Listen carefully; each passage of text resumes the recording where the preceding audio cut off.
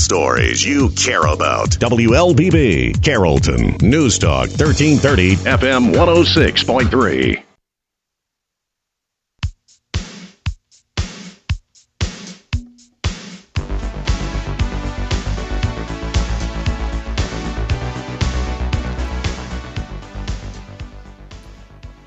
Good morning, everybody, and welcome to the WLBB Community Voice program on News Talk 1330 FM 106.3. I'm your host today, Sara Claudia Tillman, and I am joined here by Chase Jones, Carrollton resident, who is going to tell us his story about how a split-second decision changed his life forever. So, Chase, thank you so much for being on today. Thank you, Claudia, for having me. I'm You're excited welcome. to be here. Good. So why don't you start by just introducing yourself to our listeners a little bit? Tell us where you're from, where you went to school, just a little background. Sure. Well, I'm a Carrollton native, grown up here my entire life, and a graduate of Carrollton City Schools, the class of 2003. After leaving Carrollton, I went on to UGA and studied for 4 years in Athens and studied public policy and international affairs was my major. Okay. And after leaving Athens, wound up living in Atlanta for the next about half decade, working in state government and doing governmental affairs at the state capitol in a variety of roles, putting that public policy education to good use. Yeah. That's awesome. And now you work right there on the square, is that correct? That's right. After returning to Carrollton in 2012 after my accident, I started a new career in real estate management, working with Vision Realty and Management. Was lucky to join a talented team of folks there and nice. Kind of learning from their 40 years of experience in that industry and kind of starting a new career. Cool. It's been great. So you mentioned 2012 was your accident. So let's hit the rewind button a little bit, go back to 2012 and tell us a little bit about what happened. Sure. So I guess just to kind of give a little context for those that obviously are listening on the radio and can't see me, I'm here today in my motorized power wheelchair. In 2012, I had suffered a broken neck in a diving accident. One Friday evening, I'd come home from work and had accepted an invitation to join a friend at kind of a local neighborhood house I'd never been to, friend of hers, and they had been swimming in the pool all afternoon. And when I got there that evening, at some point, I made a decision and took a dive into that pool that I was unfamiliar with in the dark. Wound up going into the shallow end, hit my head, broke my neck, and I also was a drowning victim in the accident as well. So there, within that kind of split second, life changed pretty quickly. I was lucky to be pulled from the pool, and people on scene did know CPR and kind of started that and kept me alive until the ambulance got there. But I would spend the next week in the Grady ICU undergoing some spinal fusion surgery, and the next 5 months at the Shepherd Center in Atlanta, where I would be rehabbing for my new life, basically in the new normal following my spinal cord injury. Wow. So what were kind of your initial thoughts? I guess you didn't really realize what happened probably until a while later. So when did that occur and what kind of went through your head? Right. So it was a real shock waking up in Grady. The trauma of the initial impact caused some, loss of memory. I don't remember diving into the pool itself. I I remember just about everything up to that point. I even remember waking up in the pool after I was inside of it, and then realizing I couldn't move at that point. It was probably the first point that I had that realization. But again, waking up a day later in Grady, surrounded by family and doctors, and them explaining kind of what had happened. I didn't really even have a full context at that point that I might not ever walk again. But all of that was something I processed over those first couple of weeks, especially transitioning to Shepherd Center. Yeah. It's kind of like a slow process, but that's interesting. So you do remember at some point not being able to move when you were in the pool? Yes, it was a very scary part of that experience, kind of waking up. I was face down in the water at that point, and could just kind of see the ambient light reflecting around me in the pool, and realized I couldn't move, and just trying not to panic as best as possible in that situation, and stay as calm as possible. So that's interesting to me, because people ask me a lot, like, how did I react when I first realized I couldn't see? And I don't remember that. So that's interesting hearing kind of a different perspective and having that memory. I'm sure that was very scary. And as you went through your, the beginning of your recovery process, how did that reaction, start to transform? Did you ever have like a panicky moment, or did you kind of ease into it? Well, I try to take everything in stride as best as possible. Certainly early on, you hit your walls of just where everything can seem overwhelming and like too much. And I'm thankful to have a pretty awesome group of family and friends that have always been there with me every kind of step of the way in supporting me. But again, I think it's important to take everything bit by bit, break things down into kind of manageable tasks and pieces that you can handle. And obviously, for me, focusing on the things that you have control of. Oh, yeah. It's easy to look at me and realize that there are a lot of things I probably can't control the same way I used to in life. But focusing on the things you can control. Yeah. So break that down for us. What's the impact of your injury? So the ultimate impact of my injury, I have paralysis from my shoulders down, and paralysis at my shoulders also just kind of means incomplete use of my arms.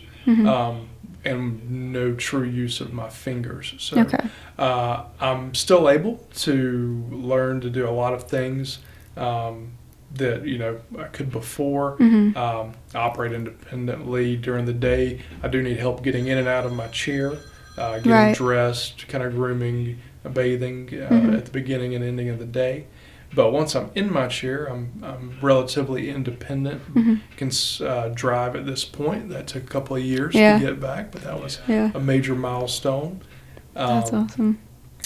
Yeah, it's amazing the spectrum to me that spinal cord injuries can be, because we had Allie Grizzard on a month or so ago, and it's interesting all the different ways it can affect you and impact you, but still how independent you can still be. They are unique injuries. They say every spinal cord injury is unique, and that just is a reflection of how complicated our nervous system is ultimately.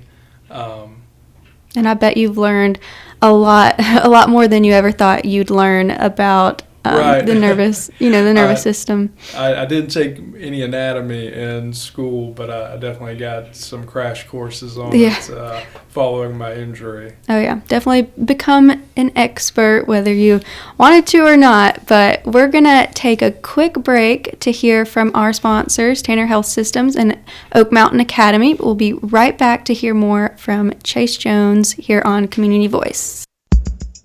At Oak Mountain Academy, our daily schedule includes convocation, prayer, and the Pledge of Allegiance. By doing so, we build a family-like community where all students grow and flourish and personal faith is encouraged. Through community service and a historical approach to biblical study, our students are taught the value of the warrior way: honesty, respect, and responsibility. Oak Mountain Academy. We are a family creating legacies. To learn more, visit oakmountain.us. For more than 70 years, you have turned to Tanner Health System for your healthcare needs. As our community moves forward, Tanner is here for you. Strong, safe, and close to home. Routine medical appointments, urgent elective surgeries, and imaging are back on the calendar at our hospitals and Tanner Medical Group practices. With the safety of our patients, staff, and community always our top priority. Learn more at tanner.org. Hashtag We Are Tanner Strong. That's tanner.org. Hashtag We Are Tanner Strong.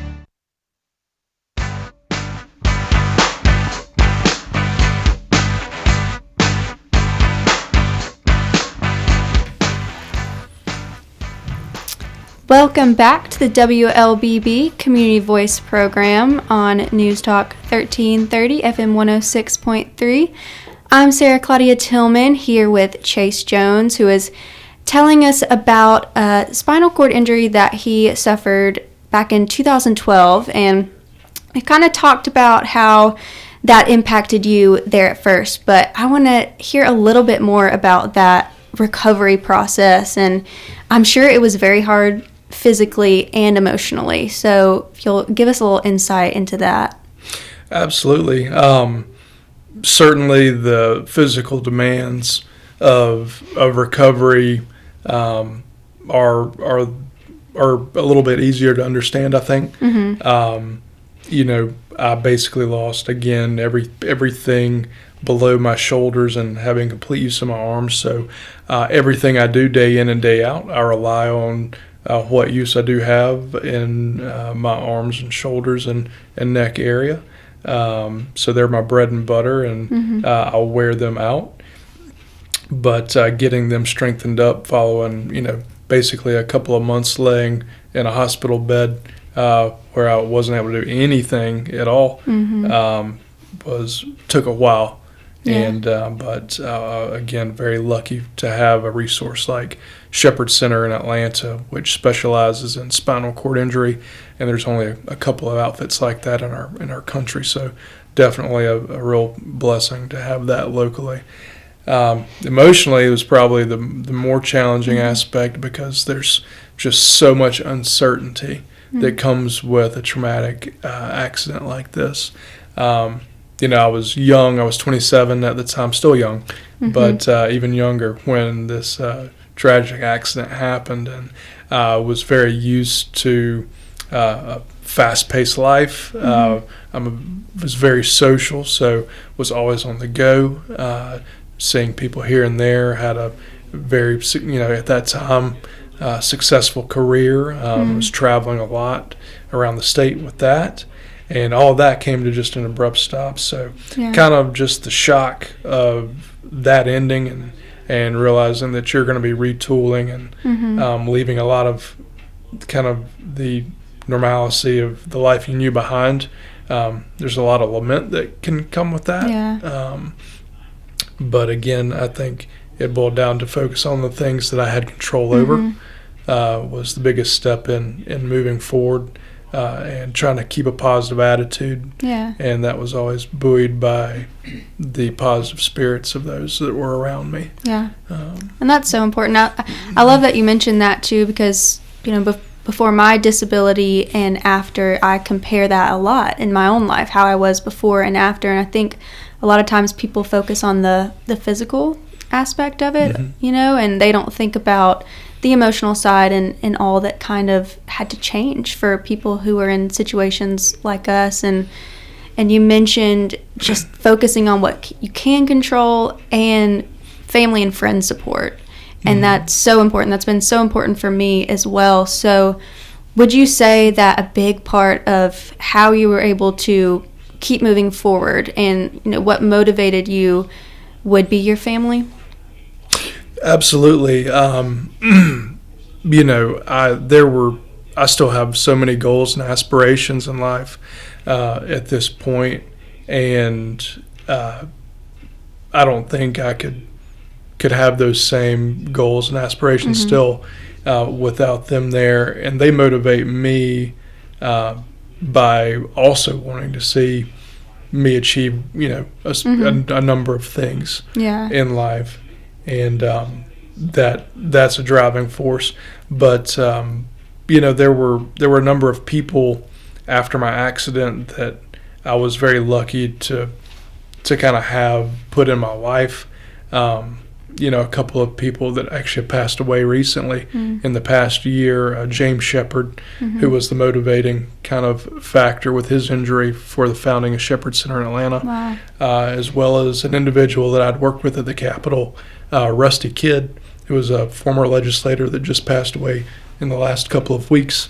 I worked with Rusty when I was on staff at the General Assembly, and he was already in a wheelchair after a spinal cord injury he had suffered in a motorcycle accident, but he had always made himself available for me, and always had positive messages. But those two individuals, just looking at the lives they'd lived post-injury and the success that they had and the things they had accomplished, kind of gave me a real clear example of everything that could still be done despite or in spite of the injury I've had. Yeah.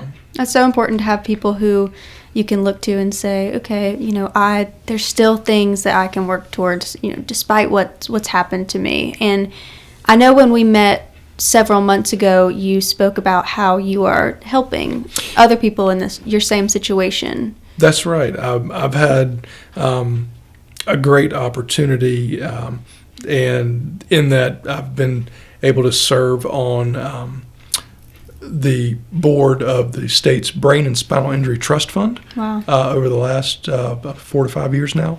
The Brain and Spinal Injury Trust Fund for the state is a resource not many people know about. It's a small state agency that gets a collection of fines that are attached to DUI charges and reckless driving surcharges or convictions in the state.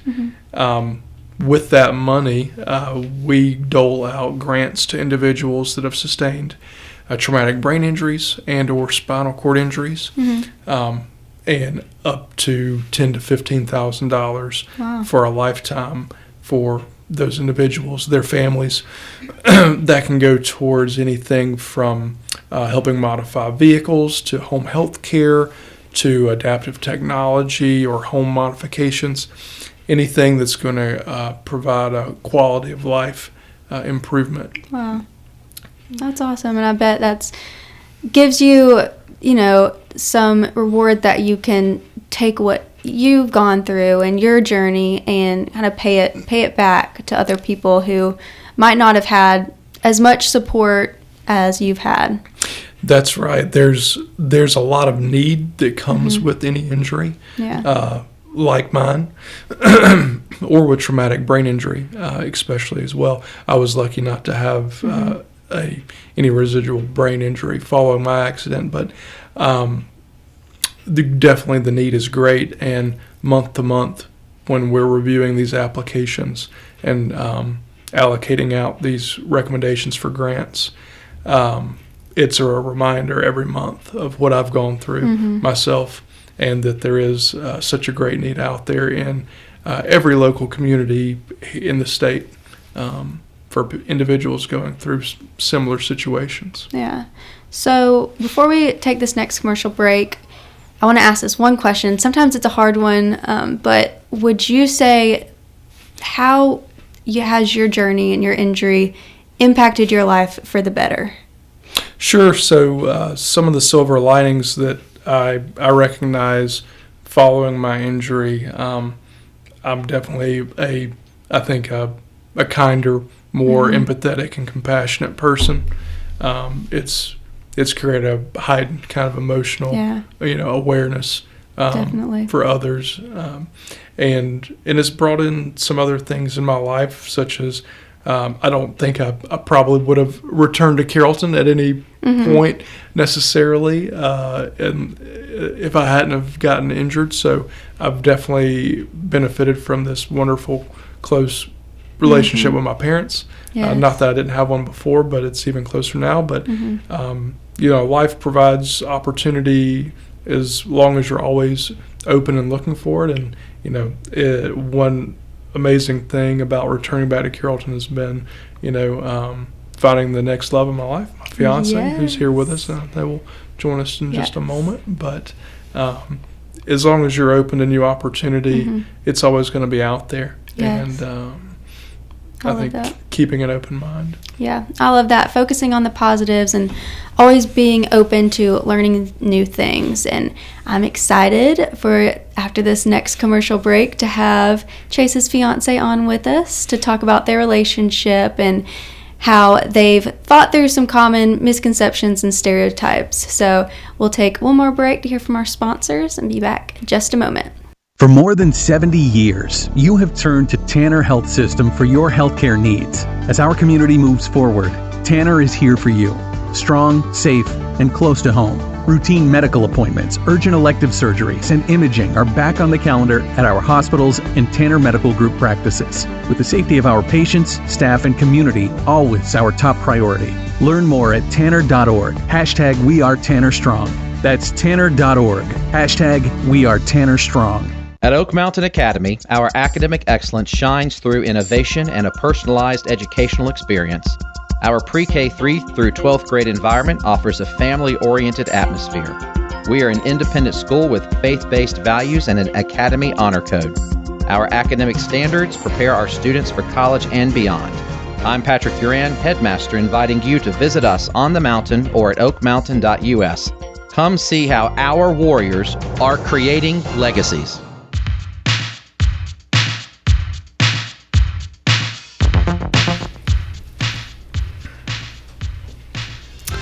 All right, welcome back to the WLBB Community Voice Program, News Talk 1330, FM 106.3. I'm Sara Claudia Tillman here with Chase Jones, and we're also joined by his fiance, Callie Steed. And I'm excited that Callie could be here today. We're actually friends from way back in high school. We were in band together. Yes, band nerds. Yes, good times. So, Callie, why don't you introduce yourself real quick to our listeners? So, like Sara Claudia said, my name is Callie Steed. I grew up in Carrollton. I graduated from Carrollton High School. Chase and I, we met, 7 years ago now? Mm-hmm. 7 years ago. We were introduced by a mutual friend. I was still in college at the time and going back and forth from Jacksonville, Alabama to come see him at home. But, yeah, it's crazy. Yeah, well, I love y'all's relationship. I love following y'all on Facebook and reading about just how much, y'all have been through together. So I want to hear just some common kind of misconceptions and stereotypes that you face, because I know me being somebody with a disability who still dates, there's a lot out there. Right. So kind of give us some of those and talk about how those have impacted your relationship. Do you want to go first? Or do you want me to go first? Go ahead. Okay. I feel like for me, a lot of times, something that comes up is when they find out that Chase and I are together and they find out that he's in a wheelchair, they just kind of assume that I'm some kind of noble hero or something. And it's kind of tough for me because I feel like I'm just a normal girl and he's just a normal guy and he just happens to have a set of unique circumstances. Right. So I know that comes from a good place when people say those things, but it just also kind of insinuates that someone with a disability might be less than or not worthy of a normal relationship. Yes. But that's something that I've come across a lot in the last 7 years that is just a misconception. Our relationship is normal. We like to watch Netflix and go to concerts, and we kayaked together a couple weeks ago. He actually encourages me to be more active than I am. So, I mean, that's we're always trying to do stuff that's normal. So I want people to know that you can have a normal relationship with someone like Chase. I think just kind of this dovetails into that to some degree, but one very common thing we run into is a lot of people assume that because we're together and I think because there's a disability involved that we were together before I was injured, which isn't the case. And there again, it kind of in some way harkens back to the idea that someone with a disability wouldn't be dating, because of a disability. Right. So I think that's a very common one that we run into as well. And but it's always good to show people that that's not the case. Yeah. Yeah, just letting people know, it is a different set of circumstances, but really the normal does outweigh the challenges and what makes it different. Yes. I mean, if you love someone, you just, things like this aren't a big deal, or at least for me, they're not. I don't know. Yeah. And that's the thing. I mean, they would be for some people, but if you truly care about somebody and you let yourself get to know the person and not the circumstances. Yes. You just have to look beyond. Exactly. A little bit. Well, what advice, coming from kind of both your perspectives, what advice would you give maybe a couple in similar situation? I would say if you're in an interabled relationship, if you're like me, someone who's normal, walks around, whatever it might be, just to try to learn not to sweat the small stuff, because there's going to be a lot of things every day that don't go the way that you want them to go. And if you stress out about every little thing, you're going to be miserable. Yeah.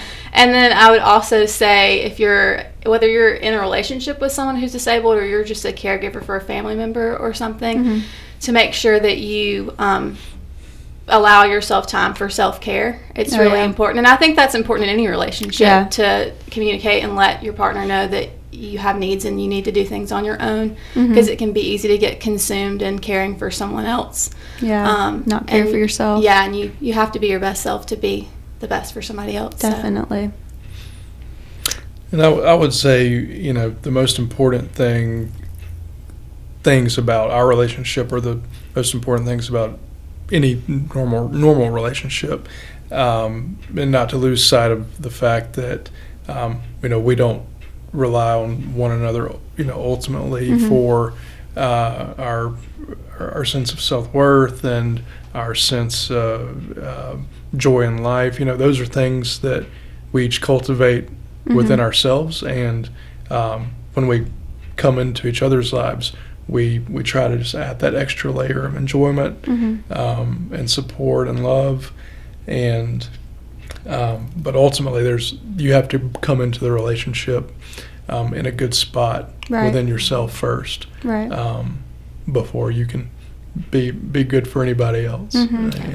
Yeah, I love it. I wanted to have both of you on during this segment just to show, like I said before, different circumstances, but those answers any couple could have. Absolutely. Yeah, like I'm sitting here, if I didn't know Chase, you were in a wheelchair, I would say, this is just a normal couple. Like, there's nothing different when you get down to it. We just have the same struggles as everybody else. Yeah, and a lot of patience, a lot of understanding, just like in any relationship. Communication. Communication is huge. Oh, yeah. Right. Yeah. I know that just letting people know what you need and how to help, I'm sure, is a big thing for you, Chase. And Callie, I'm sure that was a big thing for you to learn, too. Yes. Well, he's pretty good. I mean, he'll tell you when he needs help, so it's pretty good. He's good at communicating. And Callie, from day one, has been great in not assuming that I would need help, and allows me that space to ask when I need it, versus constantly feeling like she needs to do something. And constantly that's offering. a big. Yeah. Well, I wish we had more time with you guys, but I wish y'all the best of luck as you get closer to your wedding. And thank you so much for being on. Thank you. It's been a pleasure. Thank you, and thank everybody for listening, and we'll see y'all next time on Community Voice.